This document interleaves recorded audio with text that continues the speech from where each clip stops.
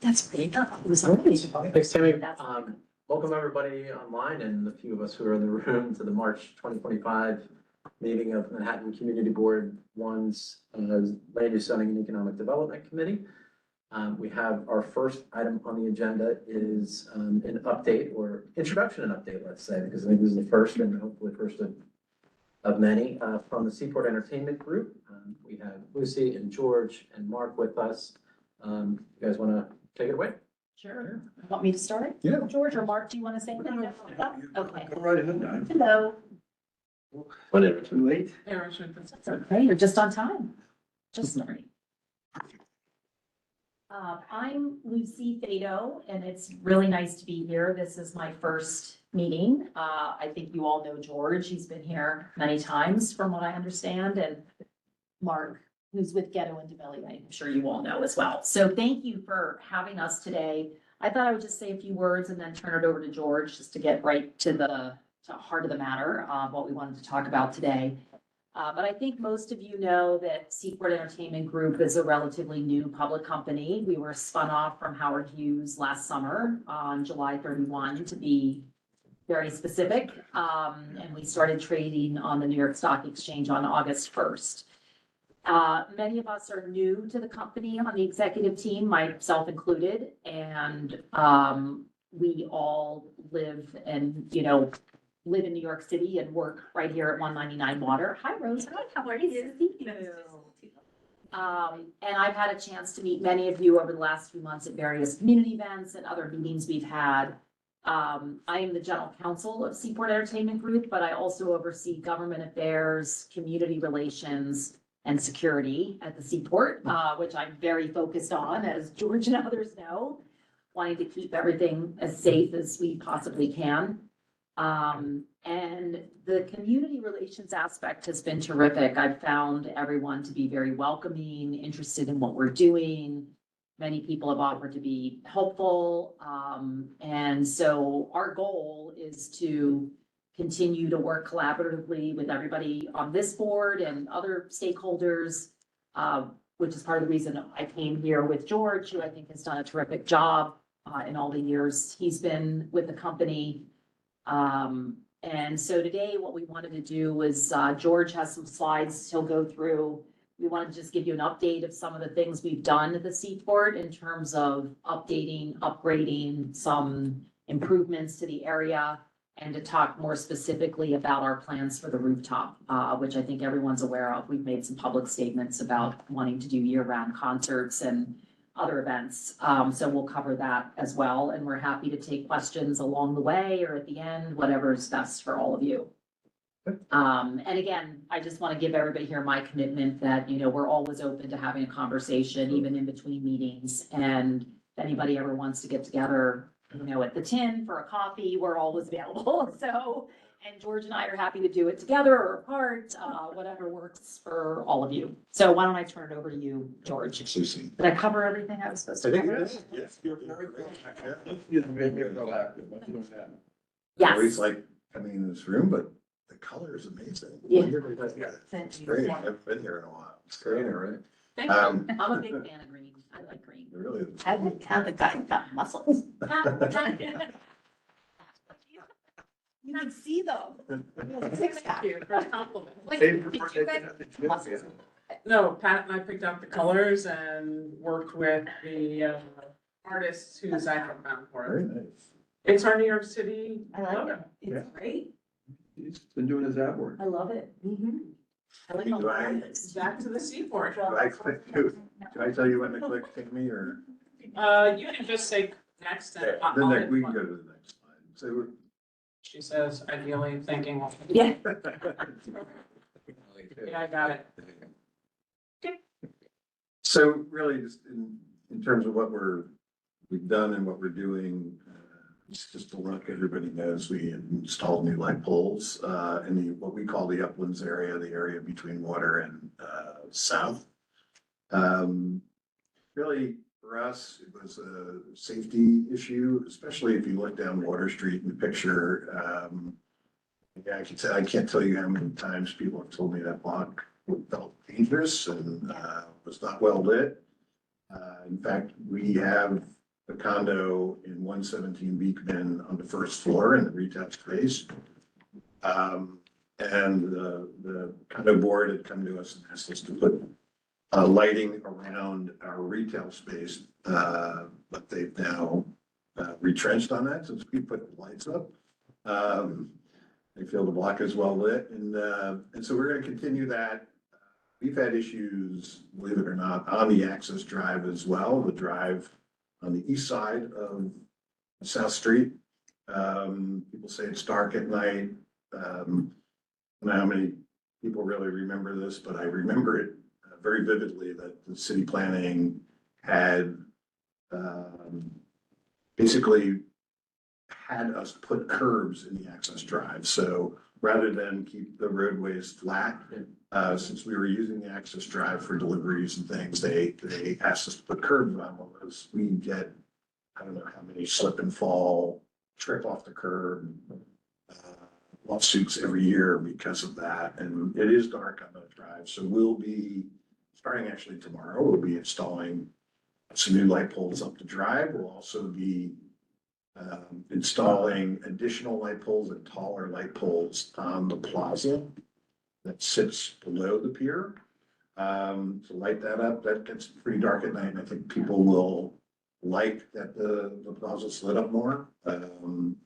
Give them some, give them the ability to use that at night more. So that's where we are in that. Next slide.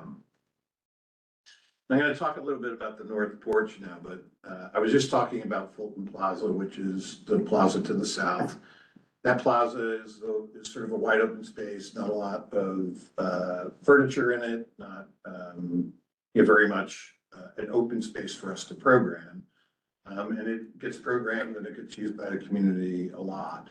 The North Porch, when I first came and we were building the pier, shops, sort of guidance on the North Porch was really just, fill it with seats, let people sort of Google at the Brooklyn Bridge and they create a big seating area and a congregation area. It's now been, say, 6 years since we've opened and sort of been observing what goes on here. And so we're going to at least propose some changes to the North Porch. If you can go to the next slide. So this is what the North Porch looks like today. It's a series of gliders. Those are the sort of long benches that you see with the edges. There's some very awkward picnic tables. They're mostly metal and cement. A bunch of small seats, which are the small squares there. We added 2 kiosks in 2021. And it's essentially just a sea of chairs and furniture. Just as a reminder, when we were seeking our approval from city planning, the requirements for the public access area, not just the North Porch, public access area, which is essentially both the south and the north portion of around the pier building. The seating required was 532 linear feet. That's the way the city planning looks at it. And we were providing in that area for 2,000 linear feet. So we were far exceeded what city planning wanted us to provide. You can go to the next slide. And so, I sort of went through the bullet points, but I wanted to make sort of an anecdotal point about how the community uses this. So any given morning or late afternoon, those of you who may know and be in the area, the south, what we call Fulton Plaza, is a dog park. It's people bring their dogs down and they let them exercise, they take them off their leashes, they play ball, they play frisbee. And the plaza gets, is pretty much used by the dog walkers, and that's fine. But what happens is, you can see on the right-hand side, the senior community that wants to exercise, and at 7:30 in the morning on the pier, they're sort of squeezed into an area that's behind the Fulton Restaurant. And they're sort of, you know, essentially have to exercise around the furniture and they stretch out. And then, you know, they leave at 8:30 and the Tai Chi people come in and they do the same thing. And it's just, there's a limited space for these people to really exercise. So if we go to the next slide, I'll just say that there are times when we program the South Plaza as well. You know, you folks are probably all familiar with, you know, some of those events, and we do events all year round on that plaza. And so when we take that plaza, then the dog walkers have nowhere to go either. And essentially, the only thing we have is the north porch, and it's really full of furniture and it doesn't work out for people. So next slide. Just wanted to point out that inspiration is probably too strong a word to use here, but Pier 15, I know that the community loves, and that upper part of Pier 15 has a nice lawn and it has seating. And it sort of coexists together, and I think it works really well for people in the community. We can go to the next slide. Could you repeat that one more time? I just want that said for posterity.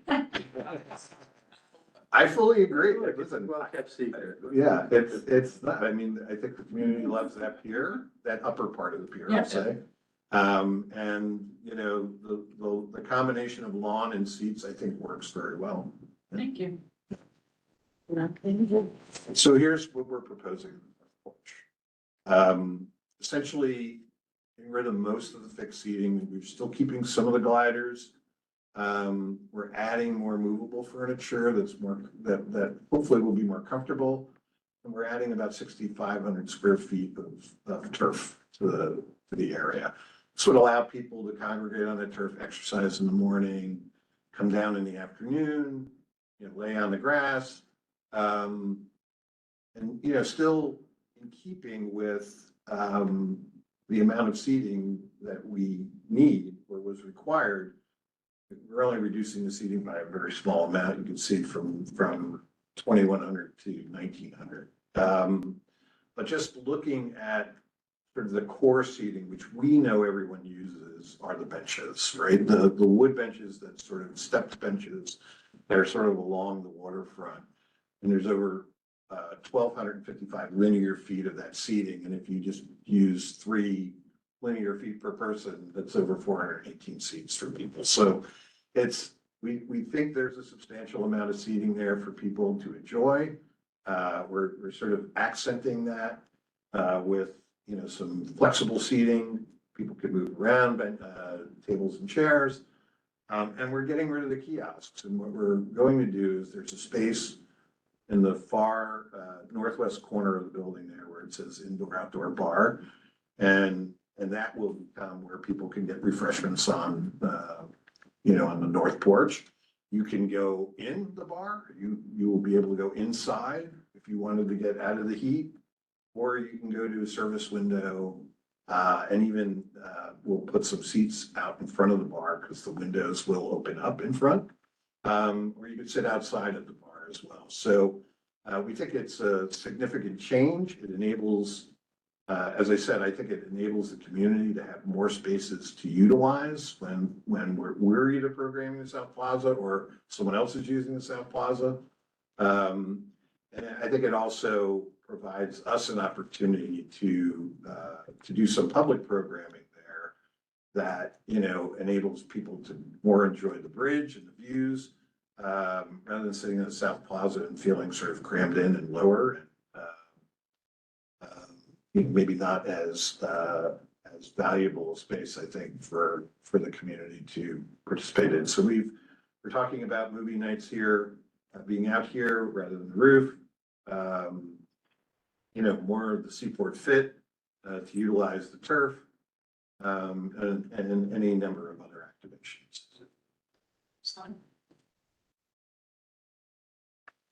So here's some renderings. You have your actual look of the furniture, and then sort of how and that's looking east, obviously. And then the next one just shows sort of looking west.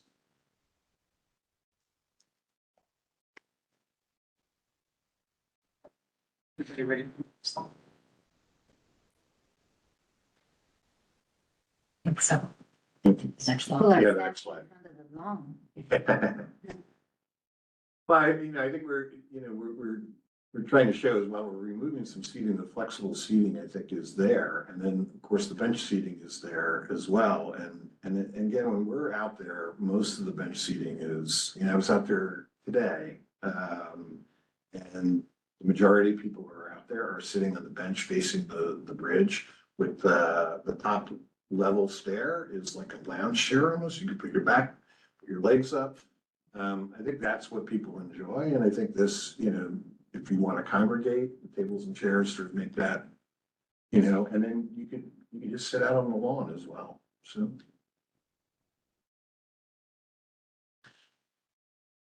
Any questions on the north porch before we move on? I mean, let's see if there's There's been a general question that I had asked. I think we had seen some of this, of course, earlier, and you Yeah. very kindly, Mark, had sent the plans from 2016 showing the public access space. Right on the roof. Oh, and. The whole, the yeah. ground floor and the roof, Yeah. which I happen to have in small form here. Mhm. But I'm just curious if, I had asked a question, but you might have missed it as a follow-up, was just, what you sent for 2016, was that the same as what the community board had seen in 2000, when this all began? It seemed No. very much different on the roof, and that's what I was gonna, There were only two things that changed from sort of the earlier approvals. The two kiosks we added out on the north porch, we did that directly with, it was something that city planning calls substantial compliance. We weren't really asking for any waivers or any variances. We had rights by their code to do kiosks. And so they approved those, what they call a chairs certification. Yeah. The second was when we added doors to the back of the east side of the pier. We captured a small amount of space that was considered, it was not public access area. I forget what the actual terminology was, that's what it's but it called. was a small portion. It just seems when you're never gonna be able to see this, but and maybe there'll be a follow-up where you can send these plans with the new proposed parameters in it, because when you look at the red line of what's public, it just seems a lot larger than, I mean, I'm just not sure how I'm sure they're absolutely accurate. I'm not, Yeah. they're not. It would be helpful to see both together, I guess. Yeah. And I must say, I was very confused when I see the roof plan. I could have sworn, and maybe I'm the only one remembers that that there was public space all the way around the roof, and now it's only showing That's always been the case. that, so we never had public space, the 10-foot corridor all the way around. full records and look. I just was Yeah, curious. not that I've ever seen, and I got there in 2015, the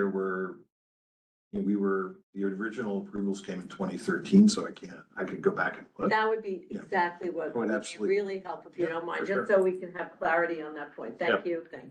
George, quick process question, and then we have Joe Lerner and then Laura Starr on the Sure. line. Rosa, are there any approvals? I'd like to get back to the north porch. Hey, George, Yeah, Joe, hey, 1 second. one sec, Joe. Yeah, Sure. so planning what we've done is we've gone to city planning. They have to sign off on it. It's like a chair We, certification. or we whatever. think it's similar to the kiosks in which we're still in compliance. We're not asking for any waivers. We're not making any existing waivers worse. So it should be a chair certification, but Okay. they're taking it under advisement now. They're working with their attorneys and their technical people. And they'll get back to us and let us know. Joe? Yeah. The north porch, as I remember it, it had about 3 pop-up bars and everything else was open with seating. And I'm not clear exactly whether you're taking away open space from that area with your new plan. Could you help me out on that? Yeah, sure. If we could go back to the map, which is about 3 other slides back from there. There you go. Yeah. Joe, all of this is still public access area. We're not changing I don't What is- understand what's on the left and the right. Does Um, those pluses and beds or whatever? So no, that's all right. I'll just explain. The pluses are seating. So we have, 7 or 8 seating types that were approved by city planning when we had, gone for them for the approval for Pier 17. One of the seating types are movable tables and chairs. So the plus signs are actually movable tables and chairs that you saw in the renderings that we showed. Above those are the gliders, seating type H, as I like to call it. And then the benches towards the water, towards the north side on the page, there's type C and type G. Type C is a two-sided bench or lounge chair, and type G are the stepped stairs. Maybe you didn't So- understand me, but I'm looking at open space. It seems to me you're taking away a lot of just plain open space where people could just walk around and wander or sit Well, down. the turf area is 6,500 square feet of open space, so we're Yeah, but, actually creating. But it says turf. It says new turf. There was never turf there. Yeah, I mean, we're adding turf because we think that's helpful for people, because it's not just, we're taking away seating, but you could sit on the turf. So, or you could exercise on the turf, you could walk on the turf. Is that turf? You mean grass? Grass, correct. Yeah, well, it's artificial turf. Yes, but there are no seats there at all, right? Well, again, there's the seats, the bench seats at the See, top. well, you're missing my point. My Mhm. point is you're taking away seats from that area with this new plan, which I don't know what you expect to do with it, but people like to walk and sit, and a lot of people like to sit on chairs and benches and not necessarily turf. Well, the benches again are still there, right? They're still on It the looks north like you side. have, it looks like you have less benches than you had before, but I can't get into that minutia thing.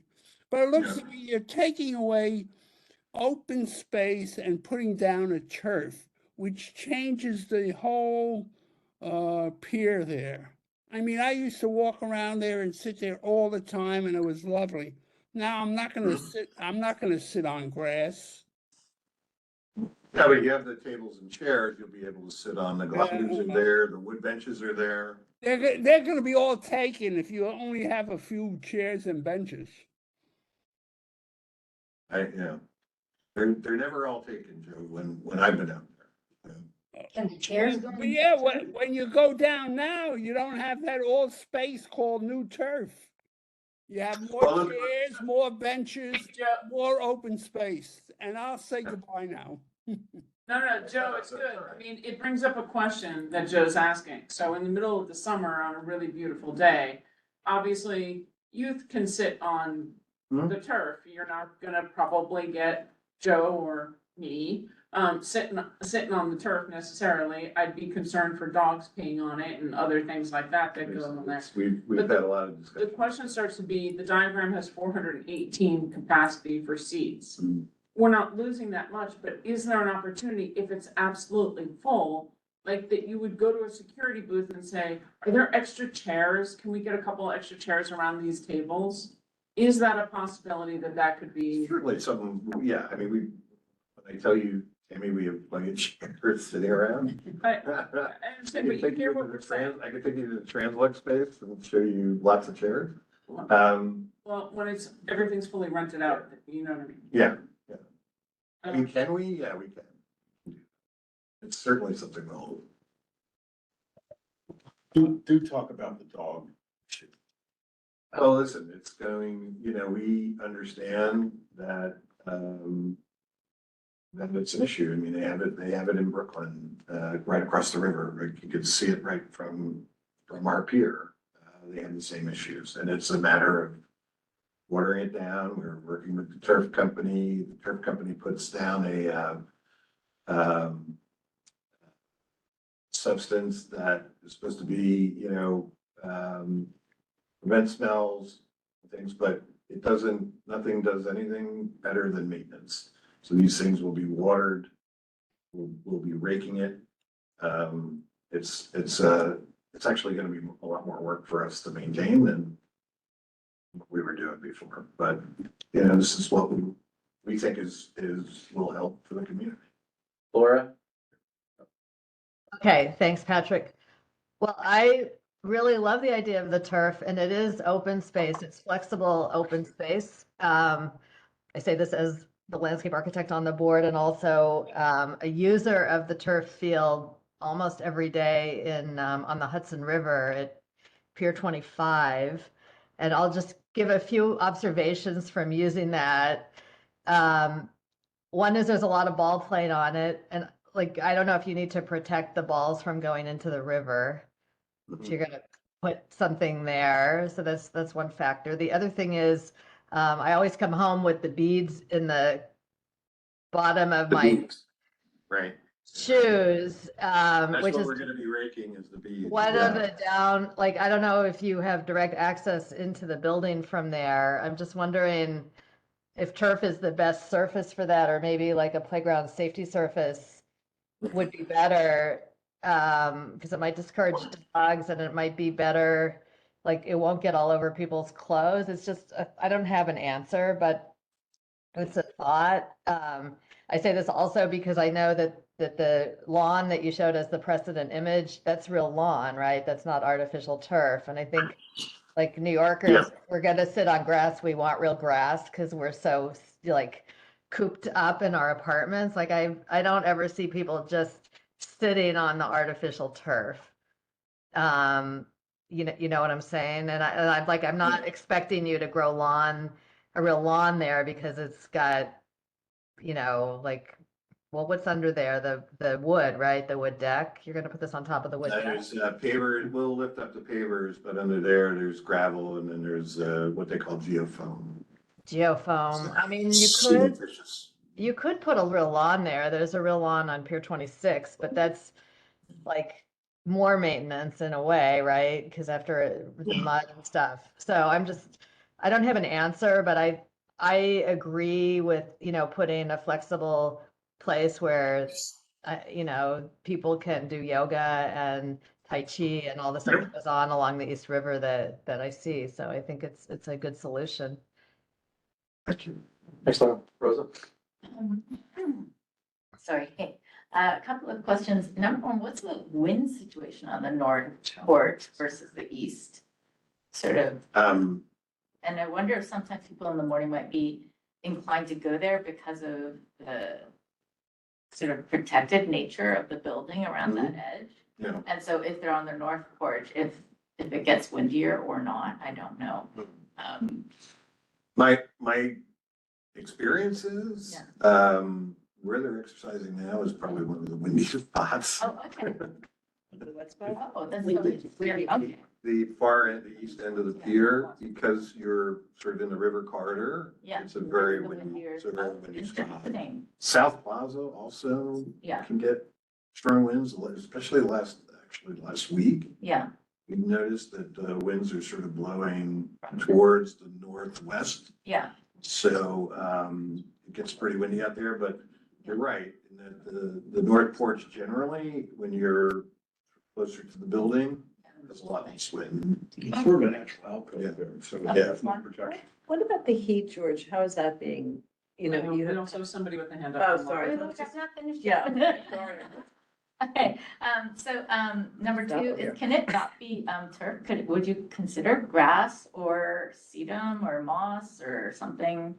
I mean, it's true, we're finicky little New Yorkers and we do like the natural stuff. If it's possible to go natural, that I would don't be. think we ever discussed it in detail. We thought turf, because you see it in Brooklyn and it's working Yeah. really well over in Yeah. Rich Park and they have multiple turf fields there and they're Yeah. adorable and they work really well. Yeah. That sort of what came to mind and we talked with folks who did some of that turf over there and really thought it was a good solution for us. So And how is business going for Heineken? Have they found like good For who? for Heineken, your vendor? That's Oh. good? No, it's, we actually, that's part of Malibu Farms. Those kiosks are run by the folks at Malibu Farms, and they'll, more than likely going to run the new bar that we're doing. We take the kiosks. I think so. Yeah. I thought that was the plan. Yeah, that was the plan, so. Awesome. But And it's, then it's hard, they were designed, elaborately, but Right. not functionally. So they haven't really worked very well for us, and I think the indoor space will probably work on. I, by accident, kicked David Shelton out. Nice. And then the last question was, you Christmas. notice how the porch swings are like larger? Yeah. And I think they're also very cool, but they're always occupied.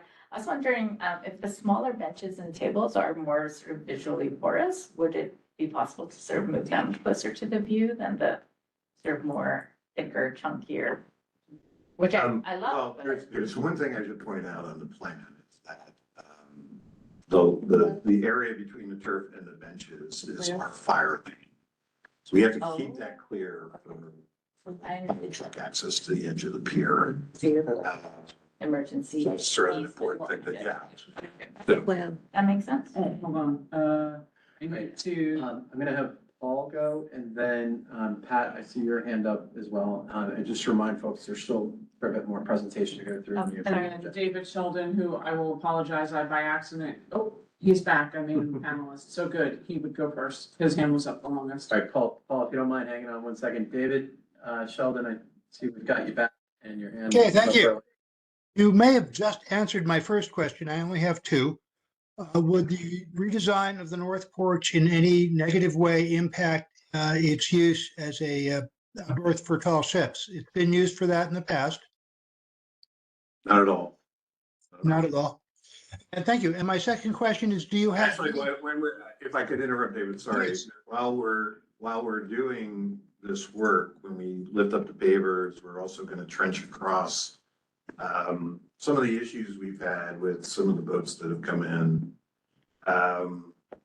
is that we don't have sort of shore power for them, where we have it is not convenient for them. We've been, literally using a regular hose bib to give them water when they stay, long enough to need water. And, there's not a pumping station there for sanitary, so we'll be adding that infrastructure to help us become more friendly.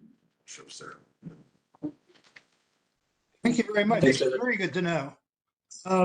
Second question is, do you have any, and this is my last, do you have any programming in mind for that new lawn space? I think, one of the things we've looked at is movie night, right? Just because of the space and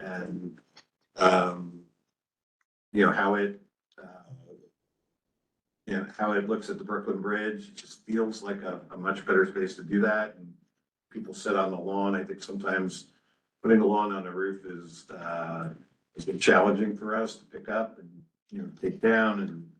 And so this would enable us to do that a little bit more. We're, looking at ways to make it very easy for us to tie in a screen and, have the right power there for that. So that's something we've definitely talked about. There's some other things I'm sure our marketing people. It's a good segue for Paul, our Yeah. waterfront parks chairperson. Speaking of programming of open spaces, Paul, go ahead. Yes, thank you. I generally agree with what Laura had to say about your plans. I think it's a good addition to put some turf in that end. I would point out that just recently, our council member Marte came out opposed to artificial turf. So maybe you should take that into account or discuss it with him. And one other thing is you mentioned Pier 15. And I think, the community board hasn't really had a lengthy discussion on it, but I think there is support at the community board for retaining that pier, and the city is not so certain about that. And it certainly would be wonderful for your Seaport Entertainment Group perhaps to publicly also say that you think that pier serves a good purpose. And finally, I just had a question, but maybe this should come at the end after the presentation, because you might cover it, about Fulton Stall Market. Okay. What's going to happen with them? We'll cover that at the end. So I'll leave Okay. that up to you, Patrick. Thanks, Paul. Alice, last question, and we're gonna move on to the next. Yeah, I guess I can. Slides back up, please. Anyway, Pat, I have a question. Oh. No, I was wrong. just want to hear about, first of all, I just want to understand that the idea, how many people will this various seat for the movie night that you're describing, and how many movie nights might there be in a month? I mean, Is this something this that's, is, this is, how do I put this? This is at night and it's mostly going to be open to the public during the day. Okay. And You wanted the diagram up? yeah, perfect. So Goodness gracious. So just the seating that's there is entirely public. It happens to now be on the side of the bar, which I can see makes sense, certainly for the people who own that bar. And then, so this area of turf during the day would mostly be completely open, not programmed. and then, so, Okay, and we don't know exactly how many people. And then how are we dealing with shade on this entire north part? This is a very hot city, getting hotter by the day. Just curious, where is there shade and how are you dealing with that? in the afternoon, it's mostly shade there. Okay, so it's just Yeah. that it'll be mostly shade and that's that. You'll get hit with morning sun, obviously. Yeah, Right. morning sun is huge, as you can see, this is Yeah. sort of a morning picture, but Yeah. as soon as that sun's, makes its way towards the Verrazano Bridge, it's it sort of, the shade creeps over where by 4 o'clock, the entire, north side is. But at noon, you're not at that point. I mean, just think A that little there's bit, it's- absolutely it's- no yeah. shade at all during the day for this huge swatch. of And look, public. I will say that we didn't show umbrellas, but we're talking about what umbrellas might be appropriate out here with those tables and chairs. We've also discussed taking the bench areas, and perhaps we were gonna do this on the south side, but perhaps do it here on the north side. Try to provide some larger umbrellas that might sit within and be anchored within the benches to provide some additional shade, but of all the complaints we get complaints more on the south side and on the uplands on Fulton Street as not having enough shade. We've not had that problem on the north side. Well, yeah, anyway, But thanks. it's point taken. And I was right, Pat did have her hand up. Yeah, took it down and try to psych me out. Pat, Pat, Pat, go ahead. there's more. I couldn't hear you. So my question is about public bathroom access. What is going on with the bathroom under the highway? I know it used to close at like 5:30. Is it now open later? And what about the bathrooms that are on the pier? Because they used to be closed when you had programming on the roof. Has that changed?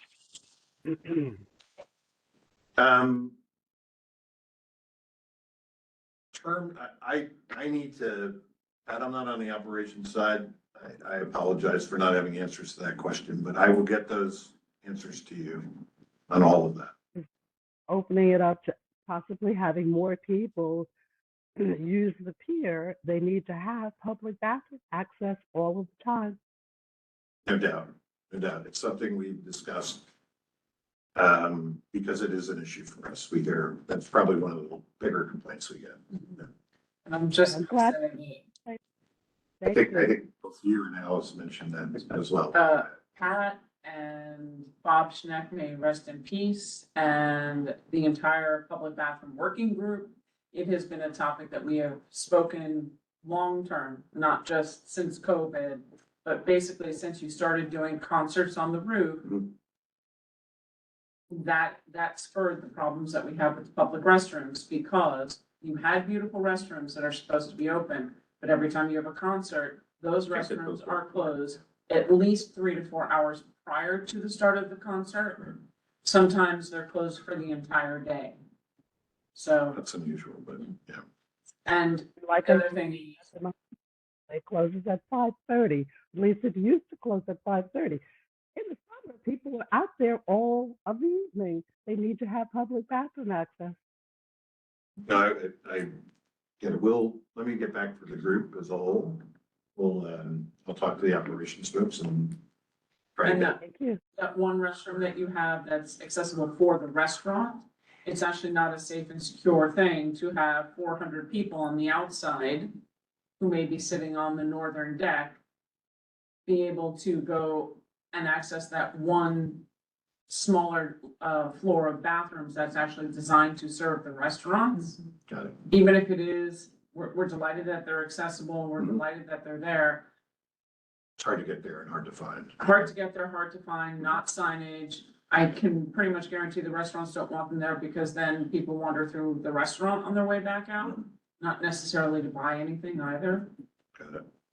We had heard from Howard Hughes a long time ago, and I don't know if Mark remembers this, that you were building ground floor restrooms that were over by where the elevator banks were, and that would be open and available for people on the ground floor level when you were doing concerts. And then the tin building opened, but nobody's ever directed to use the ones in the tin building. There's not anything on the ground floor either, so I know that things change. I know that you have to make different decisions, but if we're talking about on a beautiful sunny day, several hundred people need a place to be able to use a restroom. Understood. Let us look into it.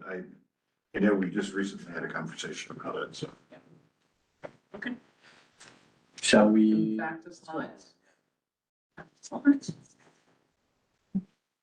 Back to you. Just move. Yeah.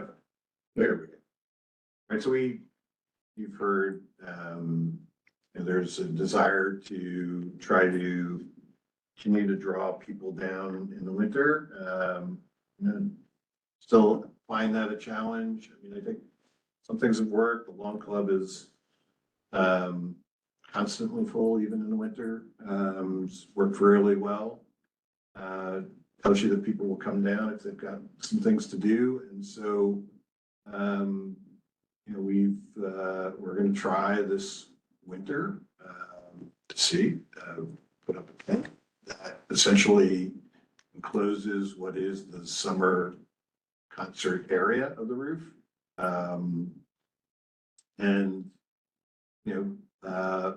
Essentially put on concerts, maybe 30 through the season from November when it was actually installed through mid-March when we will take it down. How many weeks is that?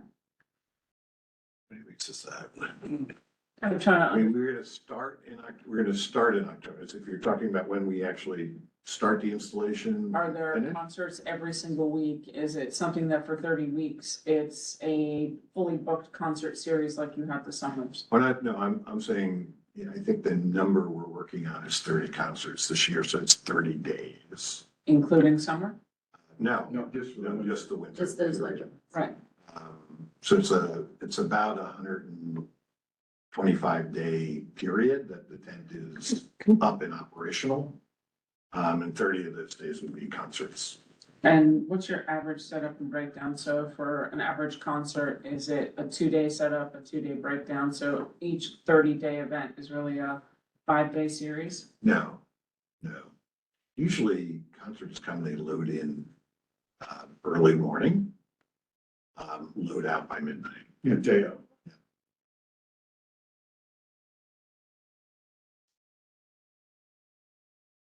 The next slide for you. Yes, please. These are just different views that when we work with LPC, they ask us to add. So the first view on the previous slide was essentially right from the plaza, Fulton Plaza. This is down the Esplanade. The next is, I believe, from Fulton Street. Next slide. I'm trying to gauge something. So it's asking. There. So that's from Fulton in front. And the next one is from John Street, right around front as well. So how tall is that tent structure? Let's say it's about 50 feet at the peak. Story. It's 20, it's 28 at the corners. So the lower level is a 2-story attachment and the main bulk of the height is a 5-story attachment. You mean 5 stories in total, starting from the ground floor? Yeah, in the absolute peak of it, it's not the entire structure. Understood, but I mean, what's the mean between, if you look at the corners, the corners look like they're at, if you said they're at 2 stories, more or less, then there's another set of corners, which could be maybe 3 or 4 stories, like it's hard to tell from here because there's no design work, exactly what people are looking at. Mhm. And the diagrams, while interesting, probably don't give you a true sense of scope and scale Mhm. to the level that people will experience it. Mhm. So I want to be very clear for the public to understand that it's a 5-story structure with the main portion of the internal space being 2 to 4 stories. Yeah, I mean, I have to do the math, but I think essentially on average, it's a 3-story structure. If that, again, you're at How tall is this? 28. You're at 28 at the corners and How it's just tall is the roof? The roof's at what height? What elevation? the middle point of the roof, the peak of the roof is at 50. No, I mean the regular base. The base of the roof is at, say, 75. So it's 2/3 the height of the pier itself. If the pier itself is 75 tall, and then you're adding 50 on top. At the peak, yeah. You know, we've seen a lot of this before. Just remind me, what's the building to the left that's showing there? Familiar. It's the bulkhead. Of that, of your building currently? What's Is that the bulkhead, current existing bulkhead? That's the existing bulkhead. And how many feet is that? That's at 85. I think that little part of the cooling tower that goes up is at 88, if I remember correctly. I'd have to double check those numbers. And presumably, you wanted this to be impermanent and come down? I mean, was always it's not something where in the future, gee, this is working out for us, we want to keep I think it. the idea was to, not change the stage, right? The stage that's there Uh-huh. stays. And so the tent was really essentially designed around the stage. I mean, that's quite a tent. Do Call we have any examples of this elsewhere in New York City or anywhere nearby? I'm just curious. I can't think I've ever seen a demountable thing at that level that's going up and down annually. How long is this thing up for again? I'm sorry if you said it, just repeat. November to March. 5 November to months. March. So this is coming down in March every year. Coming down, I mean, Yeah, that's a lot of, is it glass or is it, So the roof itself is a tensile structure. The sides of it are glass. so those are really permanent types of stuff. No, were you a Oh, HVAC? now, and it's not even, there's gonna be, So the question becomes, if you can heat it, you can air condition it, potentially. yeah. And is this something that you're really looking to do? Because the original intent, when Howard Hughes came to us, as you well know, was for it to be enclosed at all times to be able to use for special events. So there were 2 or 3 different iterations of, glass paneled, beautiful things that were shown to us, beautiful being the eye of the beholder. And then the community being quite concerned about an additional buildup and structure, et cetera. Yeah. So that is the fear. I'd like you to allay and come back to us and understand. Is this really a testing period for a permanence? No, No, I- it's not. I'm not sure how much people understand that our summer venue is probably one of the most attractive in the country. I think it was rated number 10 in the country. It's a very special place in the summer Because it's open air. because it's open air. Right. And, there's no desire to change that, right? It works really well for us. This is to see if we can carry this over, the excitement of being on the roof, excitement of concerts in the winter period. For a period of time, and I know it seems like a lot to do for the period of time, but it's something that we think will help us continue to draw people down here. And I think, if I could just finish, I think, we're gonna try it this year and we'll see how it goes. And, obviously we'll have to do this as a master plan if we want to do it again. It'll go to the public and the public can have its say at that time. Perfect. All right, I actually think that this might address some of the concerns that we've heard. I don't remember which committee it was in regarding sound. Have you tested it for acoustics and sound mitigation? Well, that's the thing, as a glass tent, there is a tremendous amount of sound mitigation you have to do. Be it, adding, materials, sound absorbing materials to it. So I will tell you that,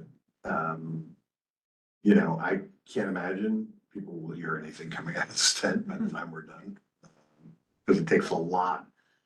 Otherwise, if you don't put the sound absorbing materials in, sound is just gonna bounce off the glass and it will sound like a mishmash. If you're actually there in the concert, it would not be a pleasant experience. Right, right. Yeah.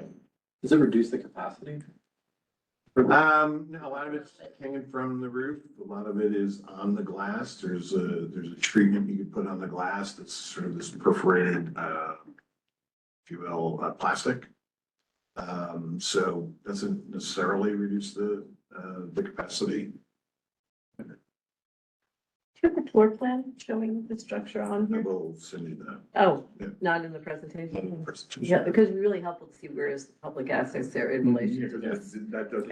It does not touch the Yeah. public. And I'm not suggesting you should or not, but is there any thought then to, if it works well, extending it year round, because then you reduce rainouts, right? That's what I thought you all were getting Yeah. at, that if you like it because of the sound reduction, No. we'll keep it up all year.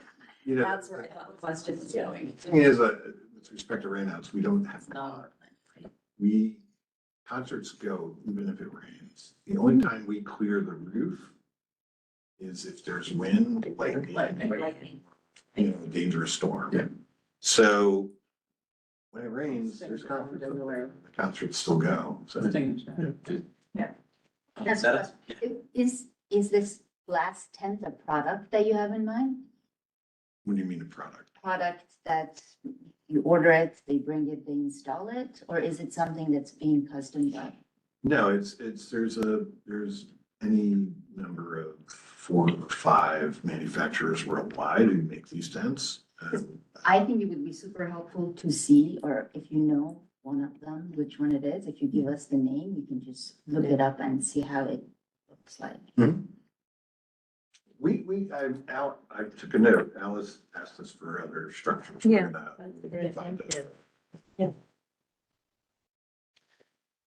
We're about to choose, the tents that we currently have up on the roof and that we've had for years going up on the roof is made by a company called Rotor in Germany.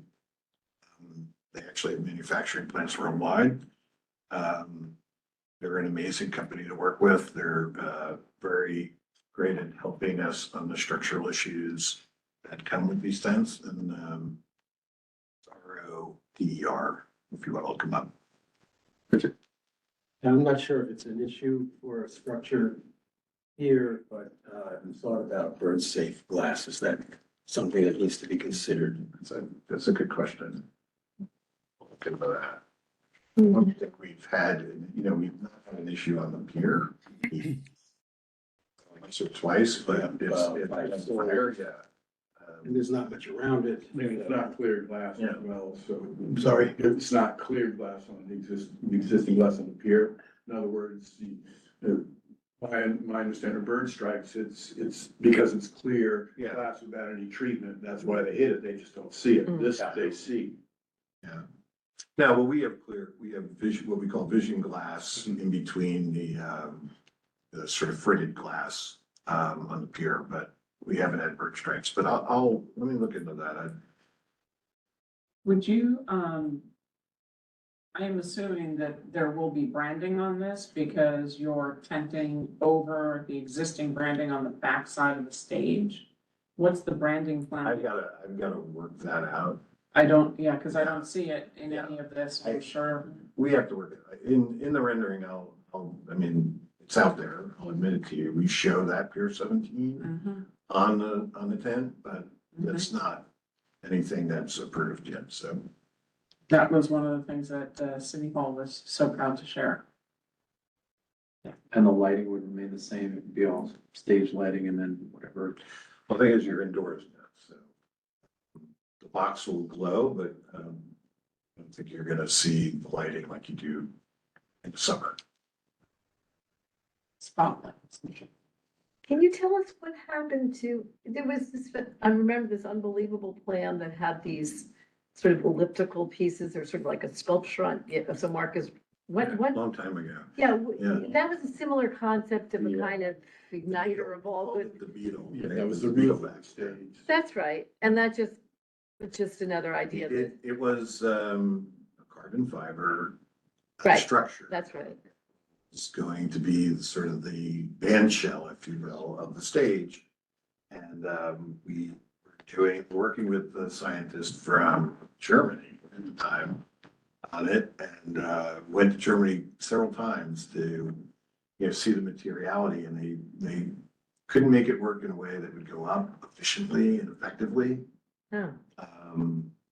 and work structurally. And so we abandoned the project. I assume it was a different company other than Rotor or whoever was doing this one, right? Yeah. I was wondering about that, because it was quite intriguing. And I Okay. remember that, Alice. I really Yeah. like that. I love that. That's interesting. Certainly try to make it work. How many more? Okay, there we go. See? Tenants. Oh, yes. So we just wanted to update people on some of our other tenants and what's going on. The Garden Bar, we're looking to extend, and probably trying to rethink it in 2026, but a 1-year extension from what we had last summer. Gitano, New York City is in the midst of sort of soft openings, and we're gonna have a formal opening sometime in April. I don't know if we've formally set the date yet for that, but probably in mid April for an official big public launch. Would you have them reach out to us? Gitano? Yeah. Sure. In what sense? Their liquor license application? We haven't seen one for this location. It's, I will get you, it's in with SLA. Lucy knows because she's been working on it. Yes. They never came to us. Yeah. They never talked to us about it that we could find. We only have their application for Governor's Island, so we're very curious to hear. Well, they're on existing liquor licenses, so we are operating it. So the license right now is our license that they're using. And is that the long-term plan or? No, eventually we will flip it over to James, but we are, just to give you the, a short, short version of the issue is we submitted a filing last June with the state liquor licensing authority to have David O'Reilly come off in anticipation of the spin and for Anton and Matt to be added. We then amended that a little bit later after I joined. I oversee liquor licensing, regulatory and legal matters. So we amended it to add me. And those are still pending. So right now, the liquor licenses are still in the name of JG and David O'Reilly. And,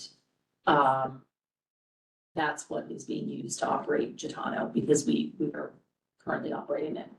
So you are the liquor license holders and they are just, their licensing is restricted to their food and beverage at this point, Correct. not, non-alcoholic. So, It's our employees. Yeah. Running this, so. yeah. Okay. Yes, so we are running it. And once we get the SLA to approve that initial filing, which we're hoping is very soon, we will then be working with them to amend it even further. Yeah, we should definitely take a longer conversation because I don't believe I remember that coming through as a change for method of operation, which I think it needs to when you're changing ownership on a license. Well, we work with Barbara. Bond. So Barbara's been handling all of it, like she does all of our licenses. She could definitely talk to Zach tomorrow. That would be helpful. Okay. Mr. Sheldon is again. David? Hello. A few quick questions. Back to the rooftop in the facility. How will it be lit when you're not having a concert? It'll be lit, be heated. It'll be open. Would like to see an illustration of that because it gets dark early in the winter, which means that more than any physical appearance, we will all be living with how it's lit. Okay. I would like to see that, please. And it would be nice to see that view more in a schematic because from the perspectives you offer, it is kind of hard to see how tall it really is. Right. As to the garden bar, another question of proportions. How much of the width of Fulton Street is it permitted to take up? And we need to keep 15 feet for fire truck access. 15 feet on each side? Yeah, no, 15 feet on one side. And on the other? Just on one side. And no access on the other? Well, the idea is the fire truck will access whatever way it needs to. Well, what about the rest of us? Well, the sidewalks. So what you're telling me is that the garden bar, other than the 15 feet allowed for the fire truck, may extend to the sidewalk. I don't think, No, it doesn't, that's not what we do either. Yeah. So no, but that is, I mean, I think I understand where David Sheldon is going is the question that he's talking about is how much space if garden bar will be expanded? Because currently now it is not the full length of Fulton from sidewalk to. first of all, I don't think we suggested we're expanding. What Okay. we suggested is we're going to rebuild it. Next year. But it's not an expansion. We're not intending to expand it. Okay. And I think there's free public seating around at some point there. Will that be remain? And it will always be there. Yeah, okay. Yep. David, do you have more questions? Not here, no, thank you. Thank you. Thanks, David. Lucy? Yeah, just on ESPN, they're gonna be moving and vacating their space, so, we will be announcing soon something that will go into that space, but it's gonna take a while to build it out, so it's not a near term.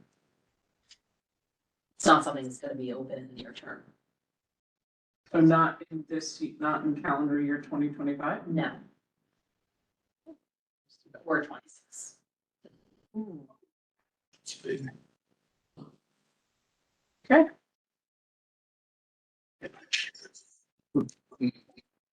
Want to go over this?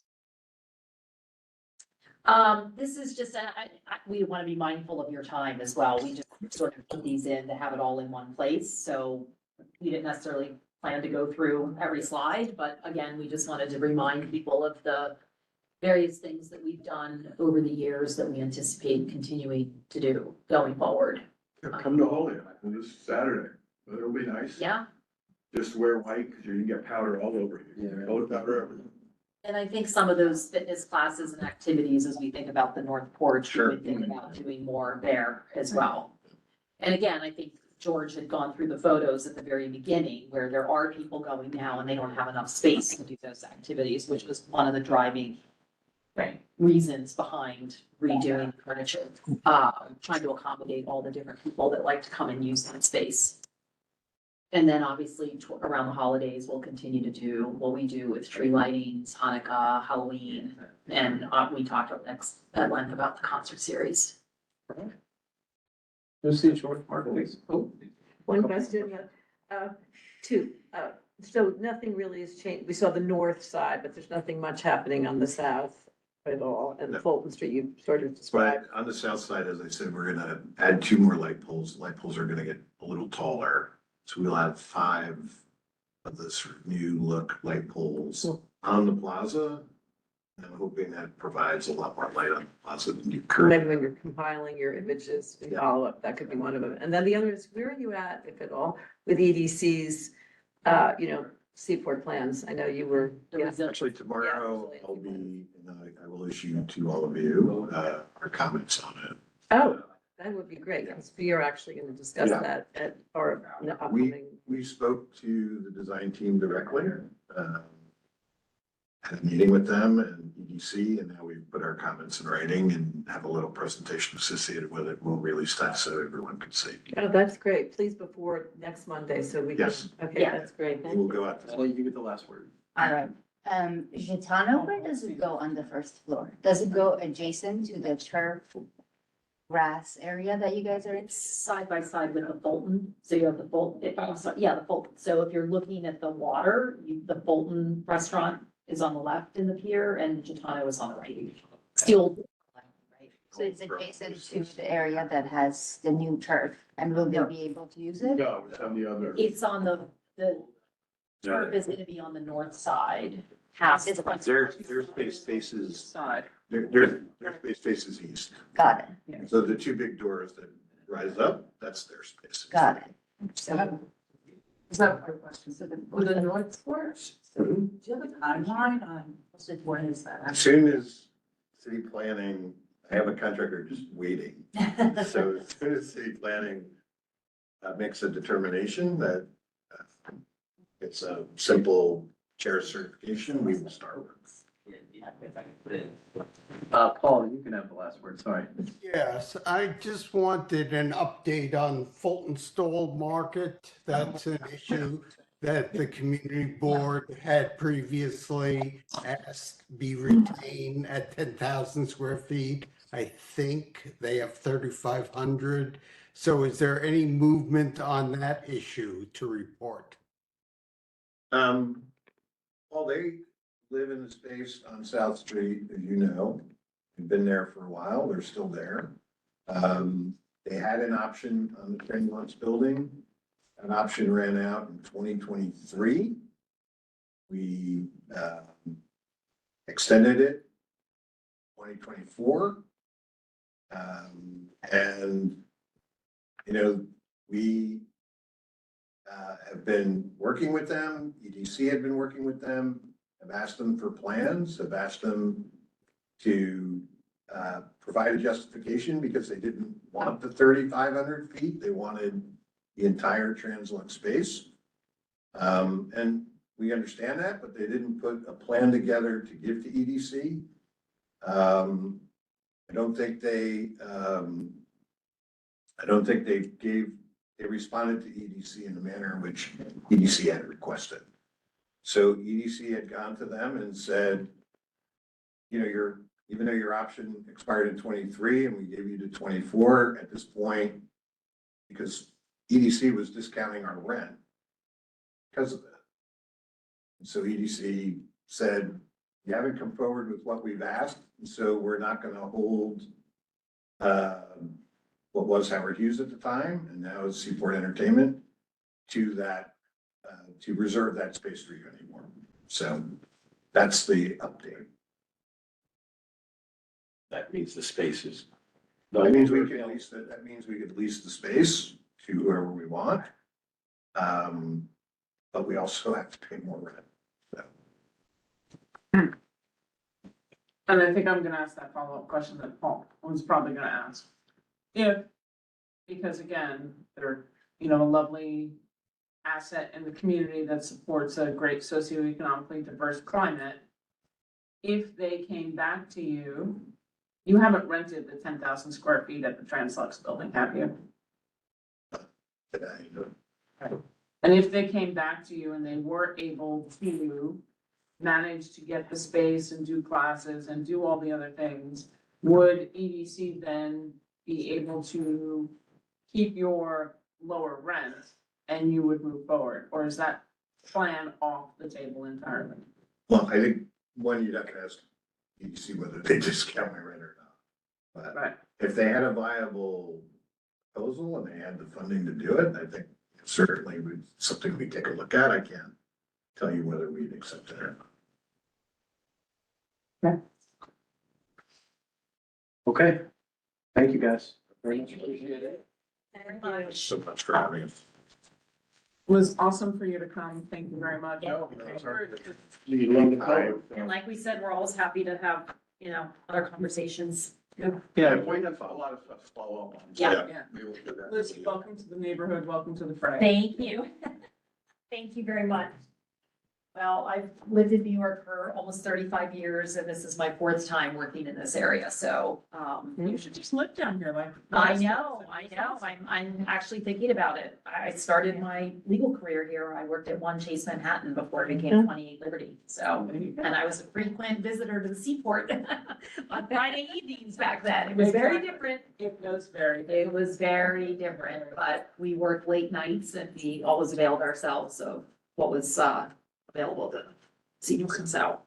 We look forward to seeing more updates. Thank you so Yeah. much. Let us know as the restaurants fill, because we know that you have more space. If you have exciting opportunities, we are Yeah. happy to share the information. Great, excellent. It's good to see you. All right, we're gonna go to item 2 on our agenda, which is a release of the RFP for the sale and redevelopment of the city-owned property at 100 Gold Street. I guess maybe folks want to put their hands up, we can go around the room for a discussion on it. Hopefully folks have had a chance to read it. I'll go. Go ahead. So based on the RFP, and I mean, I don't know the legal terms, but someone can probably explain it to me. It mandates minimum 25% low-income housing, no? As the base case of, 25% is a state program with 485X. It's not city money, it's state. okay, but they have to provide that at the minimum, right? I don't think it's required No, it's because an alternative. 485X is a voluntary program. Okay, it's not a condition of the sale or their deal? It was one of three alternatives, right? Do we have the, can we pull it up and? Or you have, or you printed it out? I'll leave it to Richard. Printed it out. Printed it out, but I didn't read it. Oh, I read it, it didn't print it out, but I remember there being several. I'm like Ella. Well, I have this one, which is their term sheet. Oh, It's currently. oh my God, you have the whole, the deed, Mhm. I mean, the legal thing. No. These are scenarios. But Yeah, there it is, base case, density case, right, Mhm. alternative. So, but if the base case needs to comply with 485X and the other alternates are going to be based on the base case, right?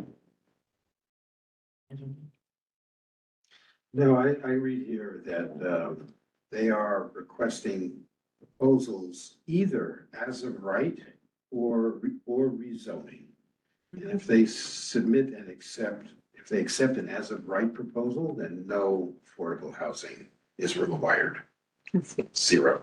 Give them that. My If they understanding. accept a rezoning proposal, then it would be, I believe it's 25%. Got it.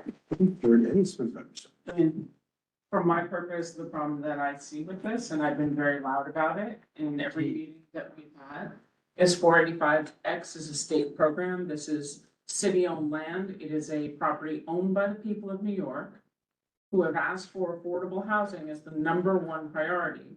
And the priority that the city is putting forward with every dollar that they have that comes from this is, one, to buy an office building, two, to outfit the said office building, three, to build a new senior center. And if there's money left over, but we know that the if isn't actual accurate because they've gone out in the media that said they're not using any city subsidy money. So I find it sort of distasteful at best to say that the department that is the one moving, is the one HPD is designed to build affordable housing, is taking all the money that the city is getting and not putting a dime of it into this property to build affordable housing. That is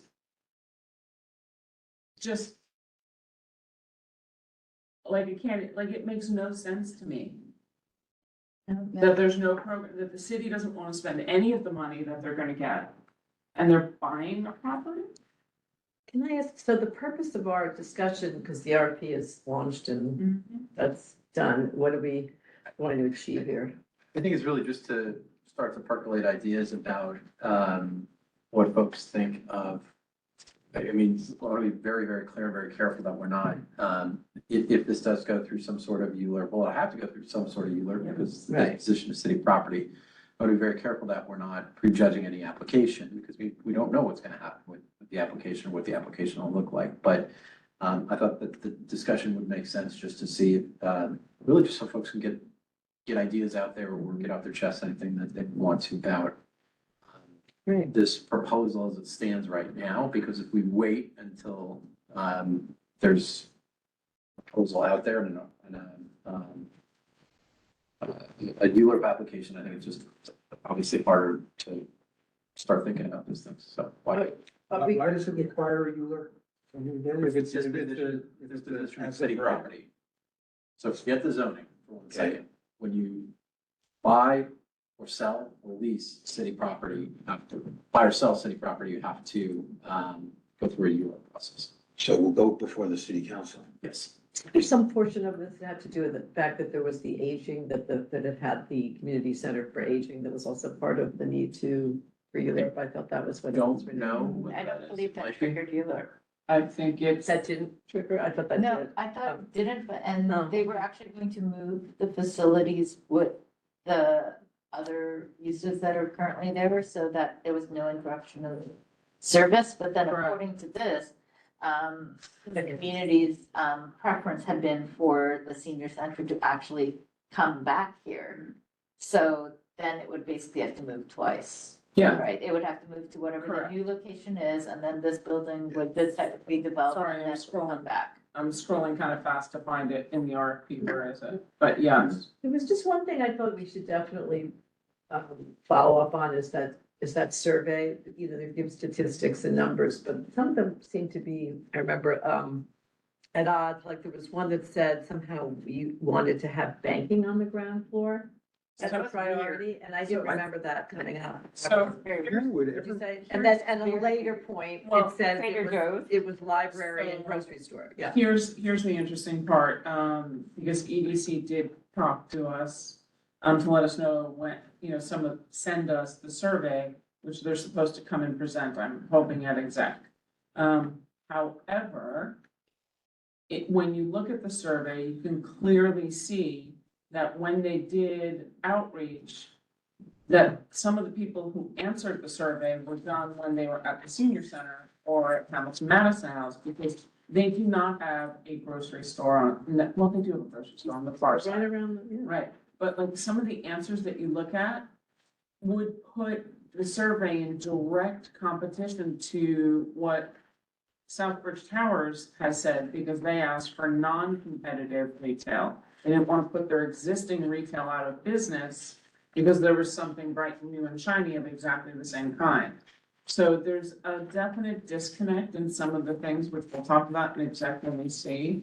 I didn't really understand some of the survey because when they go through the people who responded for needs for affordable housing, it's older adults, it's families, it's young people, and then it's those with disabilities. Oh, huh? Like, I mean, those with disabilities, are they families? Are they young? Are they old? Like, why that was a separate category and not embedded in to really be able to say, okay, it's a different conversation potentially if we're talking about older with disability versus younger with disability in terms of accessibility and stuff in some ways. So it was just really interesting, and they'll come the 20th. So we'll hear about So that. they'll be there, or somebody from EC will be there That's to my respond. understanding. Yeah, so we're keeping a close eye on this, project and process through a couple of different committees, obviously, but ours will handle the ULR when Yes. that And starts. the RFP as well. The question starts to become is, through robust discussion, what do we want to say about the RFP? Because it has an opening and it has a closing. The only thing that they are including thus far is,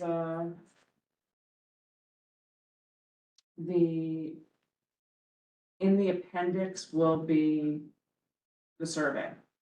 We can request anything from the RFP, from a resolution to go in or anything else. Has EDC given them a scenario that they had studied that perhaps financially would make sense in their opinion?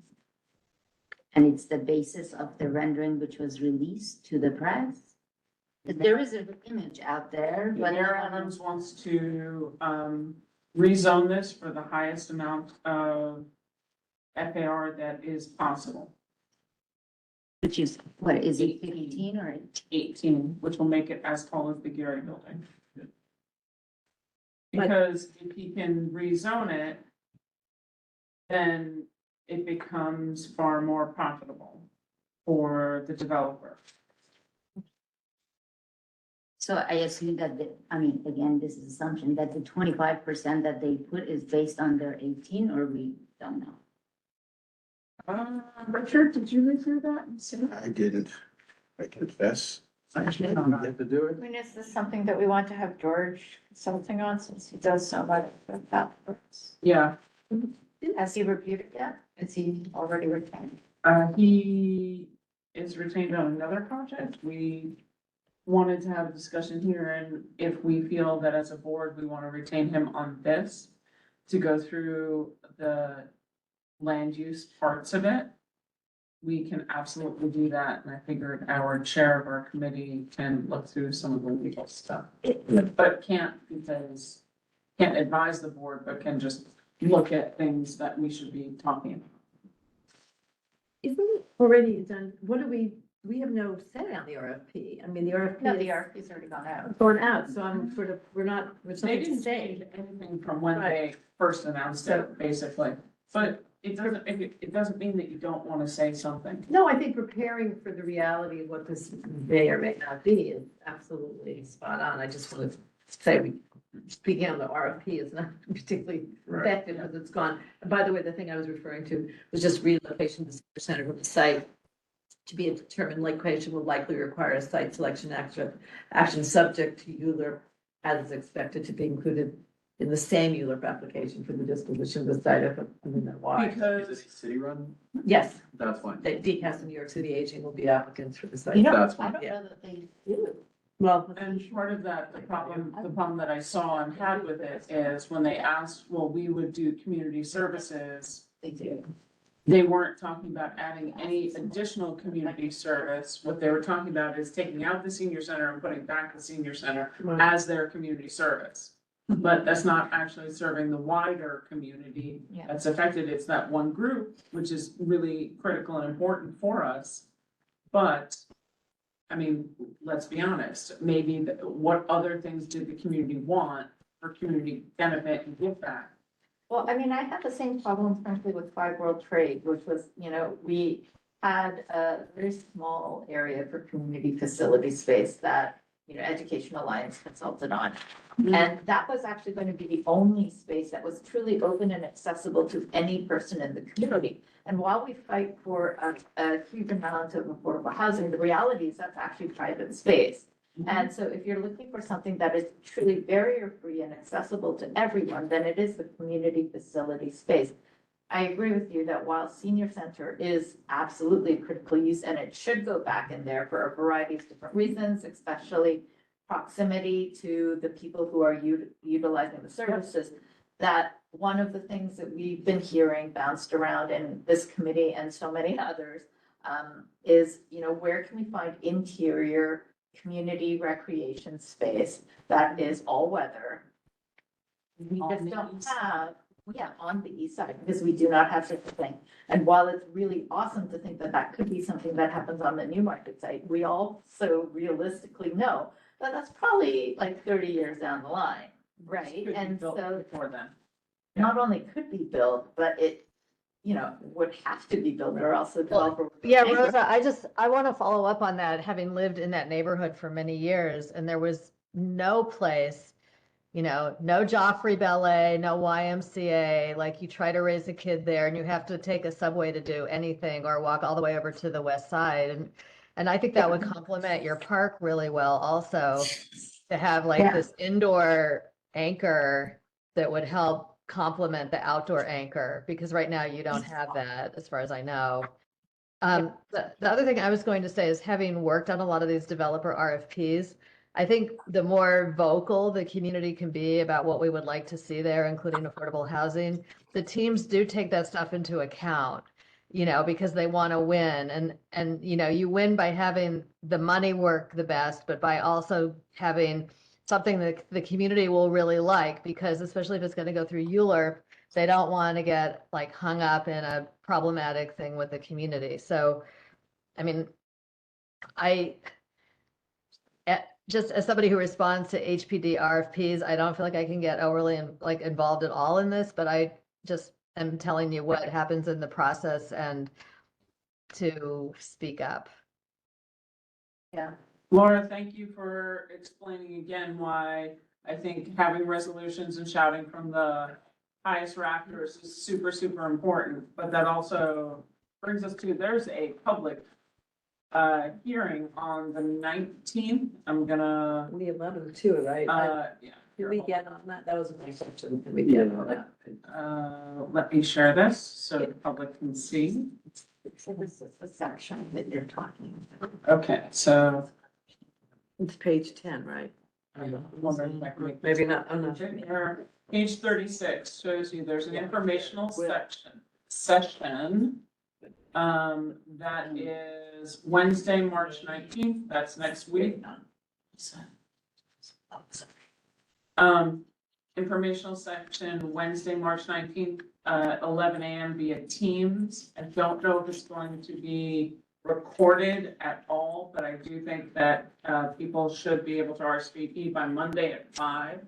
And then there's a site tour in April if you'd like to go. We will be sending this out from the community board again, but I'm saying it loud and proud online. Anybody who wants to, I think that the community should hear what's being said directly. I mean, the information that I have from City Hall is to be sold to the highest bidder for the maximum dollars allowed. But that's a question. Are you sure that it's open to the general public? That was my question. I saw those 2 dates and I thought. I thought it was. It sounds like it's a pre-bid, bidders. it's a pre-proposal Yeah, it is. session. It's a pretty walkthrough, it's not, Right. I don't think it's. So I don't think we It's can. an informational session for the bidders, but, Right. it doesn't, for Say- interested parties, it doesn't sound like. I mean, how will they know if we're there as community board members or because we want to bid on it, right? That's I mean, Rosa, you could go because you're interested in being a community partner. I think you're gonna recognize us all by. Yeah, that'd be a good given. It's, I'll be wearing a baseball hat.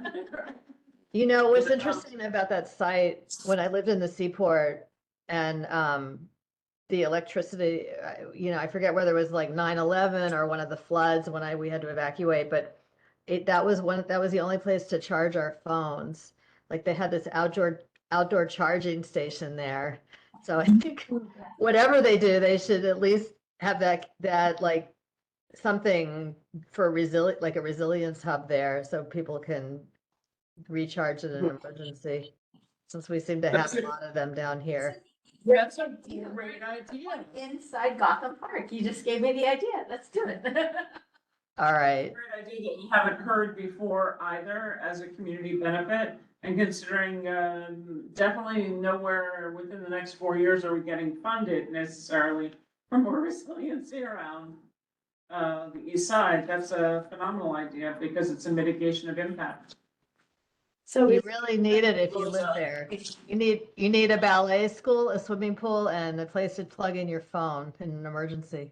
working on the swimming pool too, but running into some. Is the game plan to assign maybe people to sign up and see if we get lucky for a couple of people to go to this and then report in and then write some sort of resolution on a lot of what folks are feeling, or what's a good strategy here?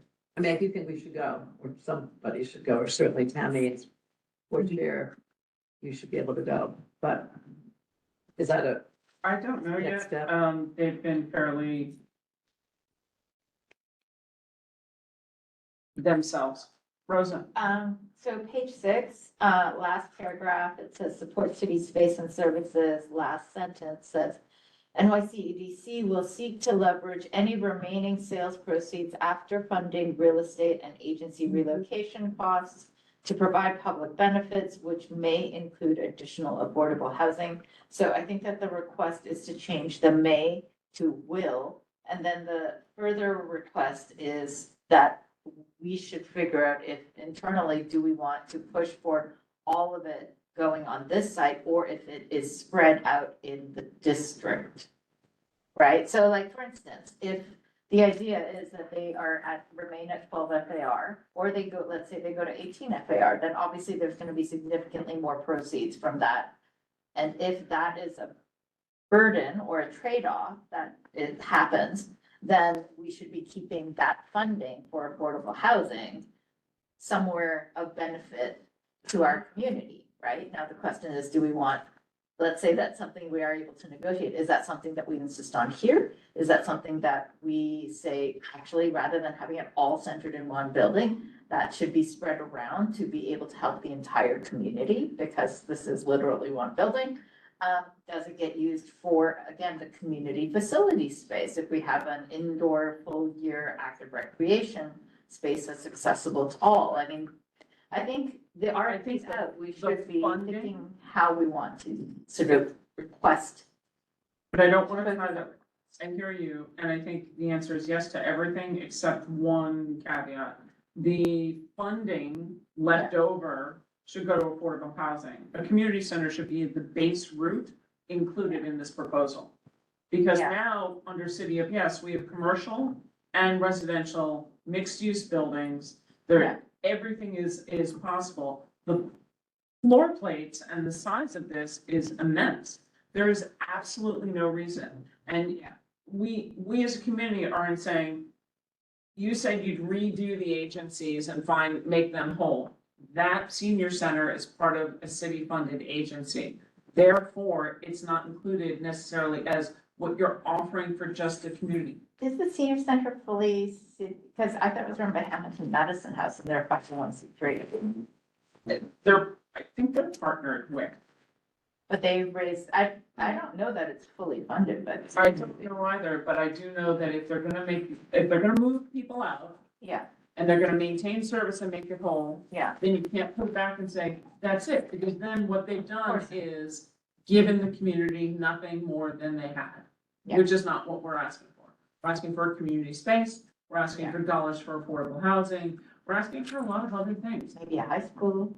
I mean, Which can happen, because the plates on the bottom are so deep that they can provide a community center. It's not gonna be good for residences. They don't get light, Yeah. so they might as well give us a swimming pool. Well, Richard? Yeah, so just, I think to what you were thinking about previously, Tammy, and just a little bit to your comments, Rosa. The way this is written, as you pointed out, it says whatever's left over, which means nothing, because there's no restriction on what they want to allocate for the new building. They could, they could buy some gold-plated building somewhere and nothing will be left over or anything. So I think we have to be upfront in terms of what we want. Everybody gets Louis Vuittons.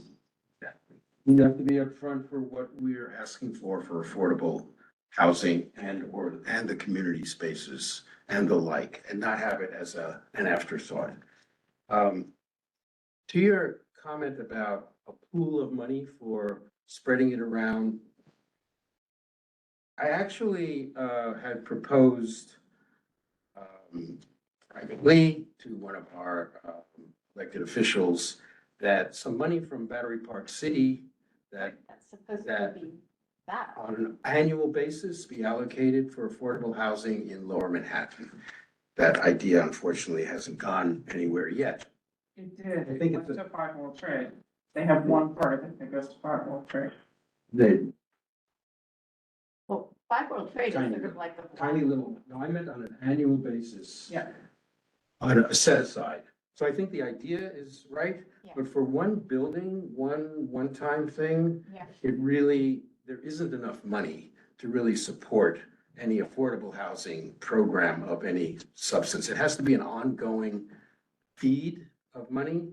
And I certainly believe that this one building is where we could put, you take it where you can get it. Here's a building, it's there to go up. Let's put affordable housing in it and not just have the money, if there is any money left over, sitting, waiting for some other possible location. So if we have the money, get the money here, let's create the housing as soon as possible, which is in the location that we already have. I love the idea, as I said, the idea of a fund for affordable housing in here. I just don't know if it can come and should come from Well, this one. but let's think about that for a second, because so we have Five World Trade, which we know is going to have affordable housing whenever it gets done. And where it would be helpful to have more in the capital stack that's actually specifically allocated to the affordable component. We know that 250 Water is supposed to have some portion that is affordable housing. If and when. All if and when. Right, All so, if and but the point is that portion of this whatever imaginary fund that we're making up right now could theoretically go to actually increase the affordable component in there.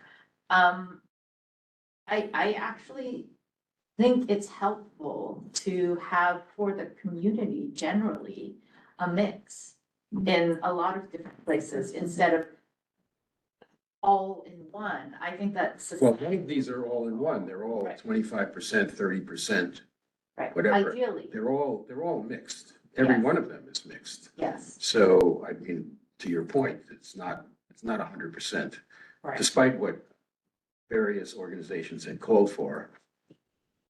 It's not 100%, but I think the idea of having some fund that with some source of money to fund affordable housing across I love the idea. Should have this. We Right, should but have I that. think And that, there is a source of funding. There's at least one source that we know, but yeah, Well, I mean, I think the issue is we are rapidly losing more housing than we're gaining these days. So anything, and we. more housing in general or more affordable housing? Affordable. Okay. We're getting thousands of units of market rate. Yes, And just a that's couple why. hundred units of, Yes. Yeah. Yeah, although I saw something about 25 it's 300 and. Yeah. Units roughly. which is Yeah. great. That's Which is- 300 units more than our community had. True, and if Gateway Plaza does not renew, then we will lose more units of stabilized housing there than we're gaining. Yeah. So. We're fighting a race against time to ensure that there's good urban planning being done to support our storefronts, our schools and everything else. We have a different vision than the mayor's office has. I would not like to see Lower Manhattan turn desolate like Park Avenue is at 10 o'clock at night as you're walking up and it's dead silent. Because there's not enough people. It's a pet a terre life. And that's what we want. That's why we fight for socioeconomically diverse housing, because that's how you can live in the community. And not just warehoused, empty, corporate, or healthcare. So what's the plan here, you think? I think what might be interesting is if people try and attend the information session on the 19th, if they can. And then everybody take a deep dive on the RFP, think about what it is, and come back and we'll do a community board resolution. And these are things we, would like to have EDC have asked and said. But, so our resolution though would come out after the RFP. The RFPs are out. No, I mean, but after the proposals are due even. Yeah. No, their No. proposals are due. June 5th. Oh, June, yes. No, Okay. our comments will come I'm- before the. I lost track of the calendar. Yeah, so in the. You have it up, or anybody have it? There's a timeline there. Yeah. Yeah, perfect. So submissions are due June 5th, then we'll have time up until then to do a resolution that says, hey, EDC, as you're considering those submissions, these are the things you think you should do. Yeah. That's good. Yeah. And then we're sort of getting on the process. Yeah, we get lucky. Yeah, be interesting. Next month or two. What were the dates again? It was March 19th. So March 19th is Is the it- information session. I doubt they'll let you do the site tour, but that's April 11th. Final questions are due April 30th. And final question and answer posting will be May 21 in preparation for the final, which is why technically when we're talking about it, I thought if we did a resolution in April, right, we meet in April, we submit, it gets in with their final questions and there could be some kind of conversation. I think the one thing that we need to get from EDC is a little more nuanced understanding of this survey that they did, because it's really unclear as to exactly what was gleaned from it and what. Can't we just ask them to come to one? Yeah. They're coming to us Oh, There you go. great. So- This month. this month. Okay, great. Quick question. Yep. On page 14, it says, in the event of rezoning that results in the site being subject to the city's mandatory inclusionary housing program, it will be expected that the proposals reflect compliance with the mandatory inclusionary housing program. So do we know yet what that impact is to the site participating in the MIH? We'll have George come and tell us next month.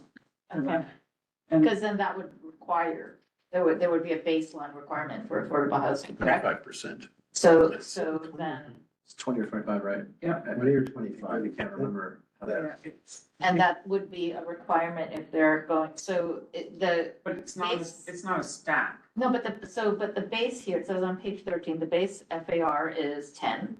If they want to go for 12 FAR, then they have to go through a plaza or inclusionary housing bonus.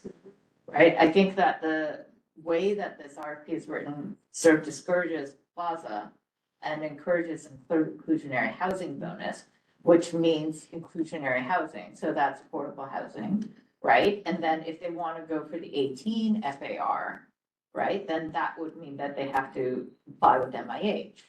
So Still have to get you moderate income housing in any of those plans. moderate income being the band of what to what? The bands that MIH, I believe, and 485X all work with go up to 80 AMI, which according to HPD is like 77, whatever, something like that. Moderate income is from 80 to 120. If you take a look, for example, 25 water goes up to, I think, 90 AMI, which is fairly robust, but none of the other programs do. But it does include affordable housing that is not moderate then, so lower income affordable housing. Right, would we as a community care if it didn't include moderate and it only included low income? Yeah, because it's the same conversation we have with the city who says, but low income has EBT cards, but if you can buy one orange on an EBT card in the neighborhood versus having to take the subway to go to Brooklyn and get 5 oranges for the same price, because everything else in Lower Manhattan is so expensive. We want to do both. We want the lower end, but we want the moderate as well, because it's very difficult. I mean, it's the same reason why we couldn't get crossing guards, right? We had crossing guards that came down from Chinatown to serve our schools and requested to go back to Chinatown because they couldn't afford the food carts. The food carts, they could buy breakfast and lunch in Chinatown, but down here, they couldn't afford, the same dollars that they were spending would get them breakfast and no food for lunch. Like, it just didn't make fiscal sense. So we're trying to do a little bit more urban planning and divide everything up to include the wider income bands. Would you do that at the expense of, let's say, sheer volume of units? That is for the bank and the developers to come to us with plans. That's not for us to say. All right, just want to make one comment about the zoning. So, moving from 10 to 12 is Yeah. the voluntary inclusionary housing under City of Yes. That's a 20% affordable housing requirement if they move up. There is no zoning yet for 18. Yeah. No, because it says, from 10 to 12 is going from, through plaza or inclusionary housing. Inclusionary housing. And the thing is, do we want it It's to the have voluntary? voluntary. So I was just gonna say, the going to Yes. 18 has not yet been defined. And so that yet has to come, I think, before city council and us. Right. In terms of but what that's that would what look like, and it's not necessarily MIH. Yeah. it says in the event of a rezoning that results in the site being, so I guess.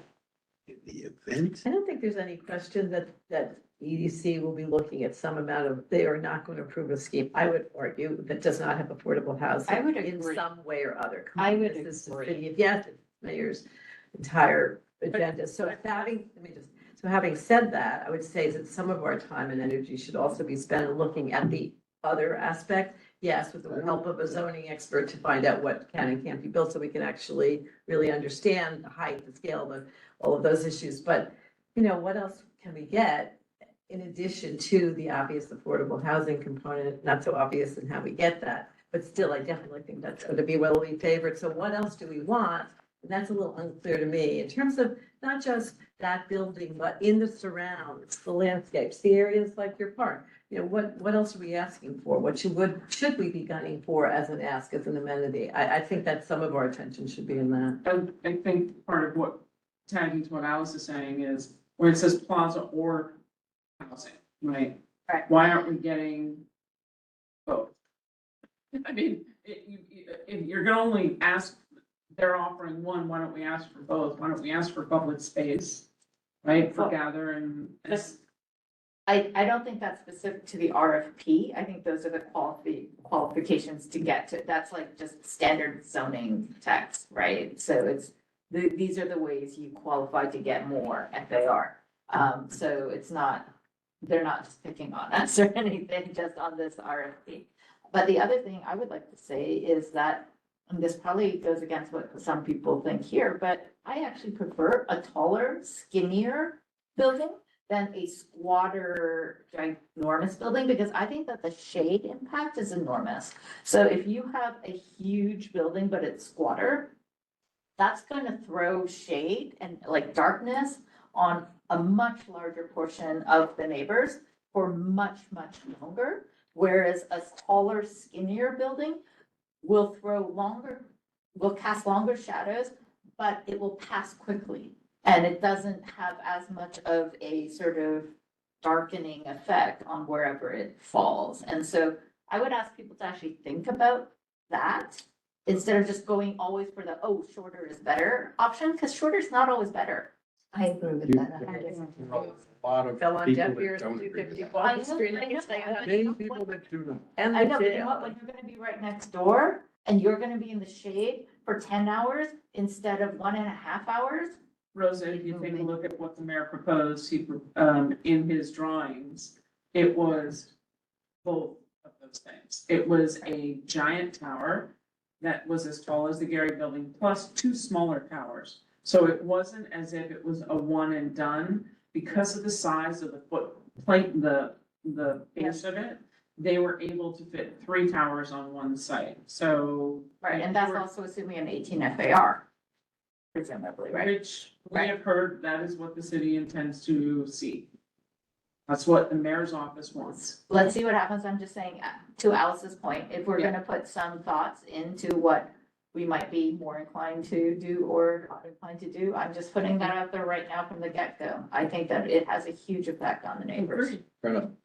All right, let's close that one out. I think we've Yeah. got a good handle on it. And I just want to go to our third and final item, which is our district needs for fiscal year 26.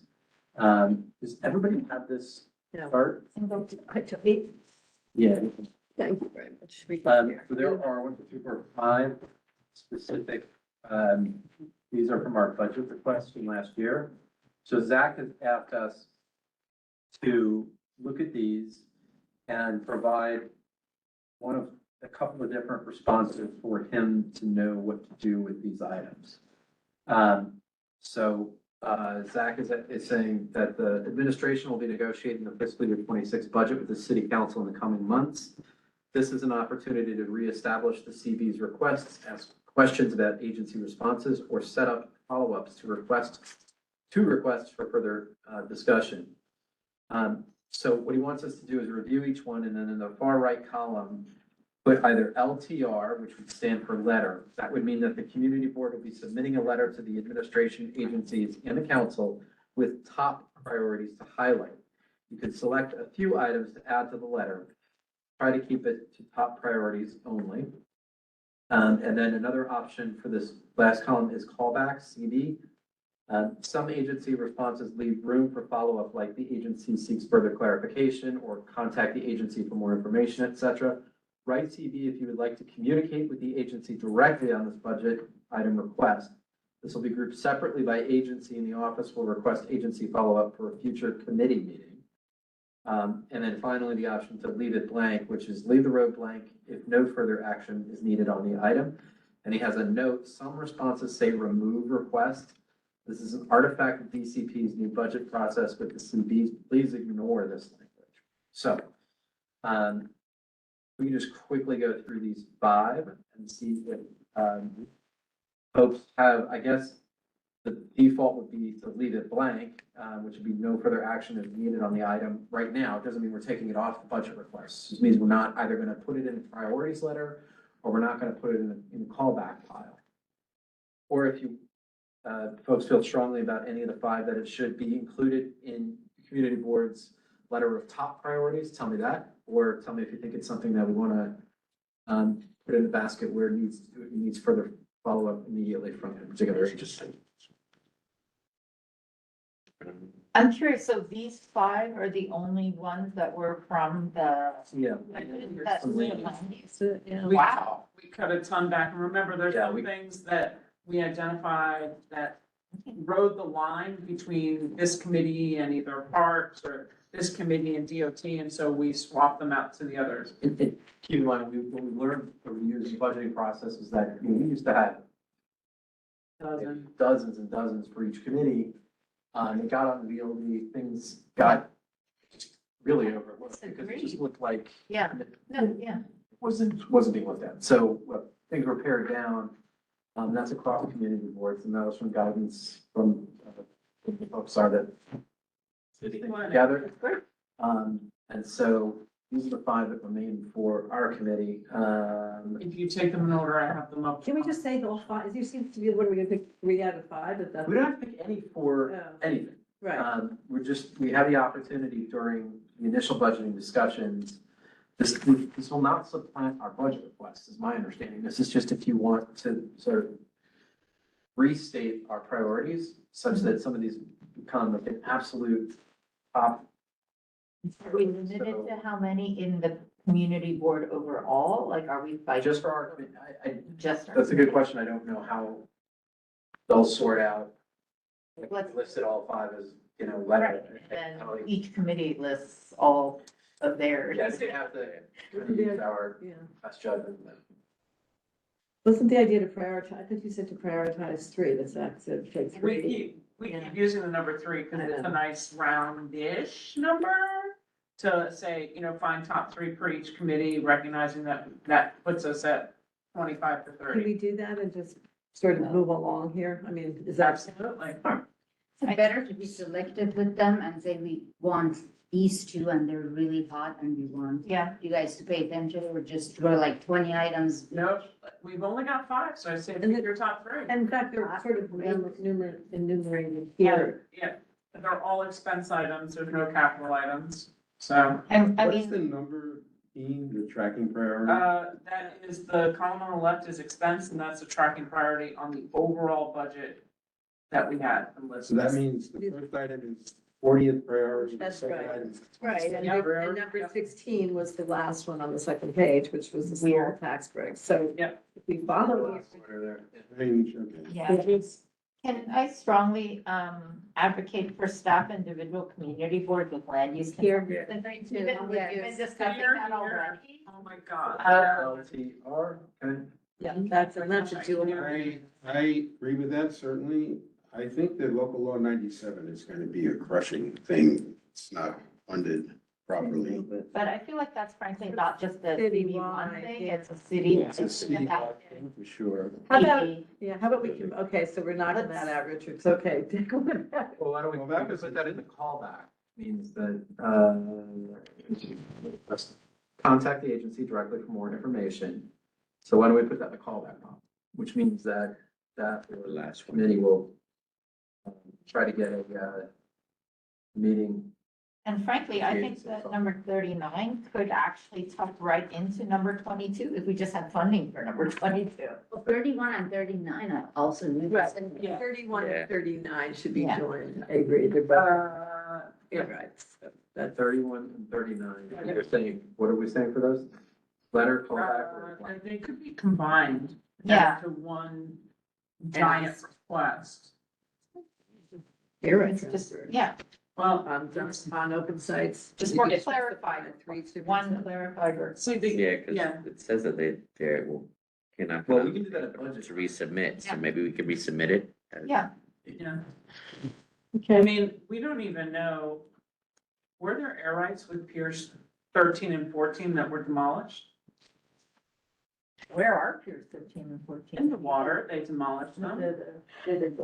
Where, They on, 15 would be on the other side of 17 where, they had that, South where of- the, just south where the of boat 7. was Yeah, we leaving, where they know. had the clubs on the boat. Yeah, they used to, Pier, 13 and 14, they used to have a tennis bubble on them. can we just stick with the? That's why we have air rights. Sorry. Right, so And I mean, how do we fill the storefronts? How do we create small business zones that, is Downtown Alliance doing that that actual analysis like as we speak? Downtown Alliance only handles south of Chambers Street. And the new business group at law school, the New York Law School is very involved with this in terms of. Right, further- and that's Chambers on up, but we don't, I'm gonna leave that blank.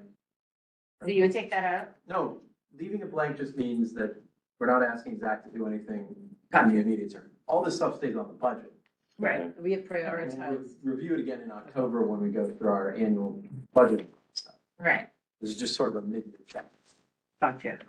Okay. I love the idea of them coming back and actually like sharing more information Uh. with us rather than just this like agency response, which is like Yes, slamming your head against a brick wall. nether space, right. So we don't need a resolution on this, so we're good. I got all the, What have we decided? Because I'm confused. okay, so for the first one, number 40 is a callback. Second one, 22. I'm sorry, just say, what's a callback again? Yeah, callback is some agency responses leave room for follow-up, like the agency seeks further clarification or contact the agency for more information. Write CB if you would like to communicate with the agency directly on this budget item request. These will be grouped separately by agency, and the office will request agency follow-up for a future committee meeting. I don't know if it'll require fully a committee meeting or whether you can just do Zach and member leadership or whatever, but people can report out, but whatever, through that piece out, right? So that's callback. So 40 is callback, 22 is letter, which means that goes in a priorities letter. 31 and 39 are being combined together, and then, And that goes to letter, and that goes to letter, right? yeah, because we want that. And 16 would just stay blank, which means we just don't need to do anything with it right now. It doesn't mean we don't love the idea, we don't love all But things. maybe there's a state program, maybe there's incentives, I mean, that's, you know, that's a much longer thing, small business. You know, maybe Battery Park City Authority could figure out something in their zone, maybe Downtown Alliance does it in theirs. It's a much broader thing than trying to be part of the service. Have we asked SBS to come and present on this topic?